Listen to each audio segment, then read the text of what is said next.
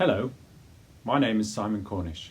I'm a professor in the Quantum Light and Matter group in the Department of Physics at Durham University. I lead several experimental projects investigating ultra-cold quantum gases of both atoms and molecules. The Cesium Ytterbium project is unique in combining two atomic species with very different properties. This leads to a rich experimental platform with many potential research directions. Currently, we are investigating two complementary research topics: the study of quantum degenerate atomic gas mixtures, including investigating beyond mean field physics and quantum fluctuations using heteronuclear quantum droplets, and the creation of ultra-cold polar cesium ytterbium molecules. Such molecules have the intriguing property of possessing both electric and magnetic dipole moments, opening up new possibilities for the simulation of quantum spin models. I will shortly hand over to members of the Cesium Ytterbium research team to tell you more about the project and to give you a brief tour of the experiment. Should you require more information or want to discuss opportunities to join our team, please get in touch with me directly using the email address shown on this slide. I hope you enjoy the rest of this video. I'm Kaylee Wilson, the postdoc leading the Cesium Ytterbium project. In our experiment, we create ultra-cold mixtures of cesium and ytterbium. This combination results in highly tunable mixtures with useful properties. Cesium, an alkali atom with one valence electron, has a rich Feshbach structure at low magnetic fields, enabling fine control over the cesium interspecies scattering length. Ytterbium, an alkaline Earth-like atom with two valence electrons, has 7 stable isotopes, 5 bosonic and 2 fermionic, enabling the study of both Bose-Bose and Bose-Fermi systems. To date, all but the bosonic isotope, 172 ytterbium, have been cooled to degeneracy.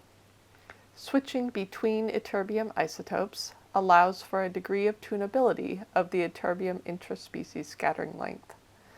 In addition, the large mass of cesium, combined with the number of ytterbium isotopes available, results in a large range of tunability for the atom pair reduced mass, and hence the cesium-ytterbium interspecies scattering length. Recent photo association measurements performed in our lab established an accurate theoretical model of the molecular ground state interaction potential, and enabled calculation of both the interspecies scattering lengths and the locations of interspecies Feshbach resonances.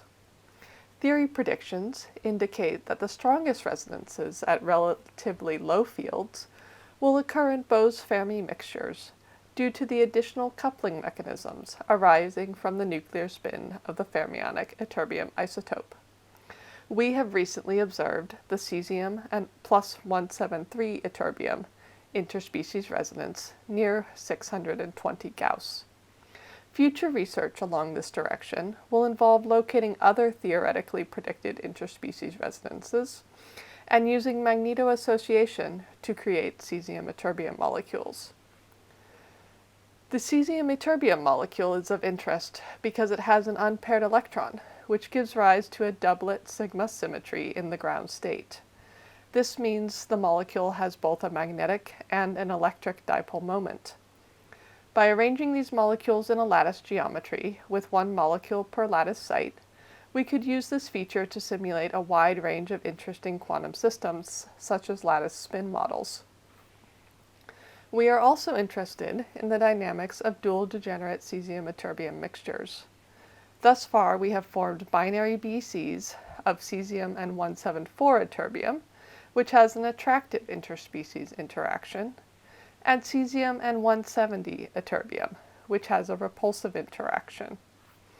The attractive interspecies interaction is particularly interesting, as we can use it to form quantum droplets, a robust self-bound state formed when the interactions are tuned so that the attractive interspecies interaction is almost balanced by the repulsive intraspecies interactions.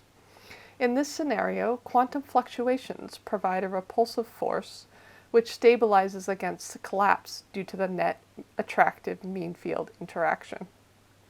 Future research along this direction will involve studying cesium ytterbium droplets in reduced dimensions, where quantum fluctuations are enhanced. The experimental apparatus at Durham uses a dual-species oven to generate atomic beams of cesium and ytterbium, which are slowed to their respective magneto-optical trap capture velocities using a dual-species Zeeman slower. For cesium, we use 2 infrared lasers at 852 nanometers. For ytterbium, we use visible laser light, blue for the Zeeman slower at 399 nanometers, and green for the MOT at 556 nanometers, which you will see in the lab tour portion of this video.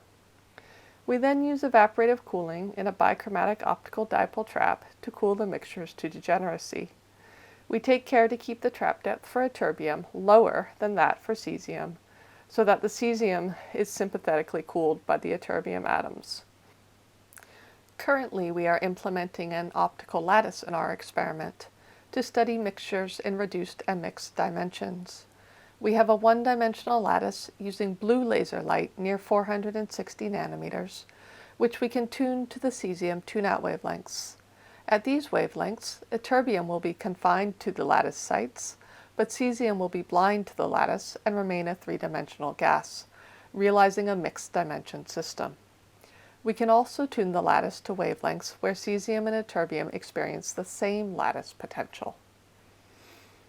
The experimental team is located at Durham University, where we collaborate with CsYb, located at both Durham and Newcastle, as part of the Joint Quantum Center.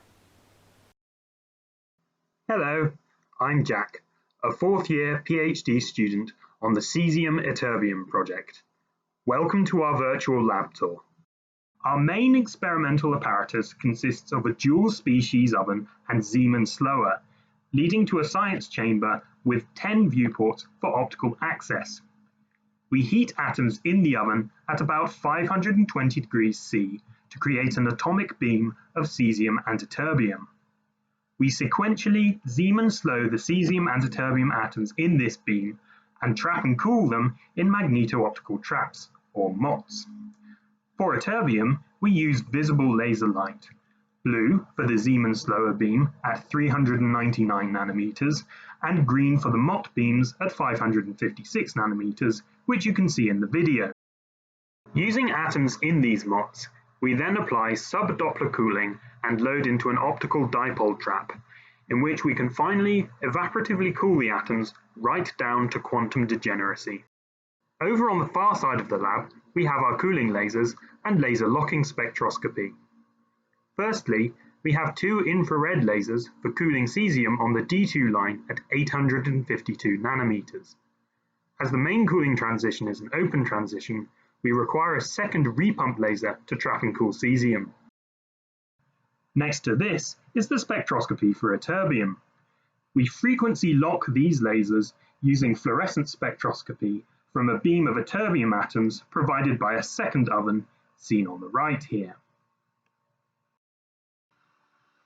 Finally, we have our blue laser light source for our tunable optical lattice around 460 nanometers, which is the frequency doubled output of a titanium sapphire laser. We control the experiment using a LabVIEW computer interface. Here, for example, we turn on the cesium MOT. Now, on the CCTV screen, we can monitor in real time the fluorescing cloud of atoms trapped in the MOT. Having trapped the atoms, we can then image them. Here, for example, is an image of a cesium BEC scattered into 3 components by the optical lattice. We then use image analysis software, giving us further information on the atom cloud, such as temperature and atom number. That's the end of the lab tour. Thank you very much for watching. If you are interested in joining our team or would like to learn more about our research, please get in touch via email.